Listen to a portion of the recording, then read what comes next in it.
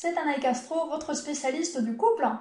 Et aujourd'hui, nous allons voir quels sont les premiers pas pour inverser une rupture amoureuse, pour faire un retour en couple quand votre partenaire soit a rompu, soit vous a demandé un break, vous a demandé du temps et donc vous ne savez pas si la relation va continuer ou va s'arrêter définitivement.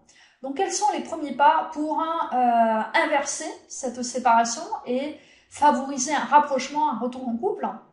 Eh bien, le premier pas, c'est d'arrêter d'être en demande. D'arrêter de demander à votre partenaire quoi que ce soit.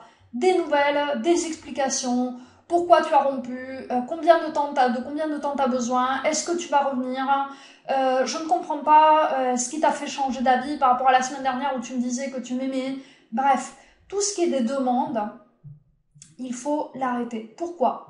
Parce que si votre partenaire est parti ou se pose la question de partir, c'est qu'en ce moment, vous êtes de trop dans sa vie. Il ou elle vous considère plutôt comme un problème que comme un atout, plutôt comme quelque chose de négatif, comme quelqu'un de négatif. Donc, il ne faut pas lui en demander encore davantage, parce que tout ce que vous lui avez déjà demandé, votre partenaire a déjà dépassé le point de ras-le-bol, en fait.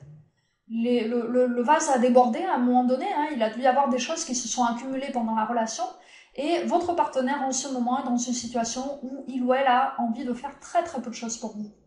Donc essayez d'apprécier le peu de choses qu'il ou elle fait, ne serait-ce que le fait que vous pouvez encore lui parler, ne serait-ce que le fait que il ou elle n'a pas fermé la communication à jamais, et arrêtez de lui en demander davantage parce que vous ne l'obtiendrez pas, et la seule chose que vous allez obtenir, c'est que votre partenaire ait encore plus envie de fuir. Votre partenaire a besoin d'être accepté, d'être aimé pour ce qu'il est ou ce qu'elle est. Et en ce moment, ce qu'il ou elle est, c'est quelqu'un sur qui vous ne pouvez pas compter. Si vous n'acceptez pas ça, si vous lui renvoyez tout le temps l'image que tout ce qu'il fait ou tout ce qu'elle fait ne sera jamais assez, eh bien, forcément, ça ne va pas lui donner envie d'être avec vous. Voilà, donc stop les demandes. Le deuxième pas, c'est de commencer à vous poser la question de qu'est-ce qui ne va pas chez vous pour l'avoir fait partir. Comment est-ce que vous pouvez lui donner plus envie de revenir, en fait. De quoi est-ce que votre partenaire se plaignait et qu'est-ce que votre partenaire attend de vous. Donc le premier pas, c'est d'arrêter de demander autant. Le deuxième pas, c'est de commencer à donner un peu plus. Donc, essayez de revenir sur le passé, posez-vous la question, quels sont les reproches qui sont revenus régulièrement au cours de la relation, et essayez de voir si vous pouvez changer certaines de ces choses. Parce que si vous ne pouvez pas changer ce qui a fait partir votre partenaire, il y a très peu de chances qu'il ou elle revienne. Et il y a un autre point très important, quand il s'agit de donner, c'est que pour donner, il faut avoir soi-même. Vous ne pouvez pas donner ce que vous n'avez pas. Concrètement, vous ne pouvez pas rendre quelqu'un heureux ou heureuse si vous-même vous êtes malheureux ou malheureuse. Donc votre premier devoir, si votre partenaire part ou se pose la question de partir et que vous voulez qu'il ou elle revienne, c'est de commencer à aller mieux. C'est d'arrêter de pleurer, d'arrêter de... Alors bon, c'est normal que vous alliez mal, mais essayez de ne pas vous effondrer, essayez de faire de votre mieux pour avancer, pour retrouver la bonne humeur, pour retrouver votre énergie, sans attendre que ce soit votre partenaire qui vous la donne, en fait. Ça, c'est extrêmement important. Vous ne pouvez pas attendre le bonheur de votre partenaire. Votre partenaire en est arrivé au point où il ou elle a besoin de recevoir, pas de donner.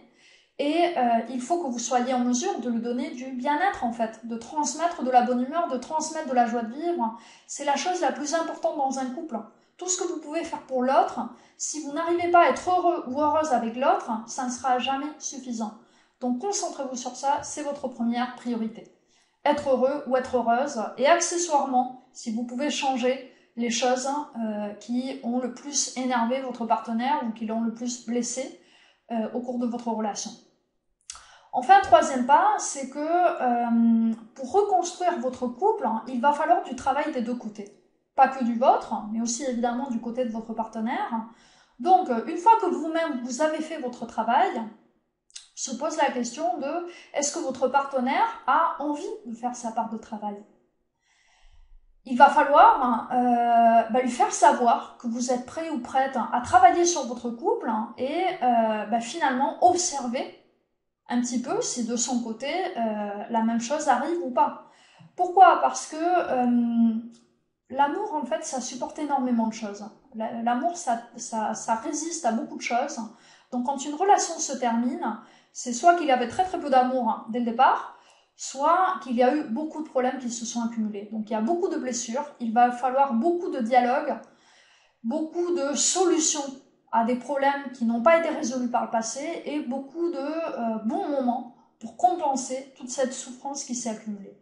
Donc pour tout ça, il va falloir beaucoup discuter entre vous et beaucoup mettre du vôtre des deux côtés. Vous ne pouvez pas faire ce travail seul, il faut que votre partenaire vous aide. Donc dites-lui que ce travail est nécessaire pour le couple, dites-lui que reconstruire le couple, ça passe par travailler ensemble dessus. Dites-lui que de votre côté, vous êtes prête à le faire. Et ne lui demandez pas de faire pareil. Je veux dire, vous ne pouvez pas avoir d'exigence. Mais voilà, dites-lui que c'est nécessaire et voyez s'il ou elle est prête à le faire ou pas. Voyez s'il ou elle le fait ou pas. Au fond, sa réponse importe peu. Hein. Votre partenaire peut vous dire oui, oui. Et puis après, ne rien faire, en fait. Même se rendre compte qu'il ou elle n'a plus l'énergie, n'a plus la confiance. Donc, observez en fait tout simplement son comportement. Voilà, donc bien évidemment, rien qu'avec tout ça, vous n'allez pas reconstruire votre couple, hein. Il y a beaucoup de pas à faire après, il va falloir régler tout un tas de problèmes concrets que vous arriverez à régler ou pas, mais les premiers pas sont là. Les premiers pas, c'est d'arrêter de demander. Quand une des deux personnes part, l'autre doit arrêter de lui demander autant, doit donner plus, et ensuite, seulement quand ça s'est rétabli un petit peu, quand l'équilibre s'est rétabli un petit peu, eh bien, c'est nécessaire que les deux travaillent ensemble sur le couple. Voilà, donc j'espère vous avoir aidé avec ces conseils. Je vous encourage évidemment, comme d'habitude, à m'écrire, hein, soit dans les commentaires, soit par mail, si vous avez des questions ou des doutes. Et je vous dis à bientôt. Merci d'avoir regardé cette vidéo, et puis à bientôt pour de prochaines vidéos ou de prochains articles.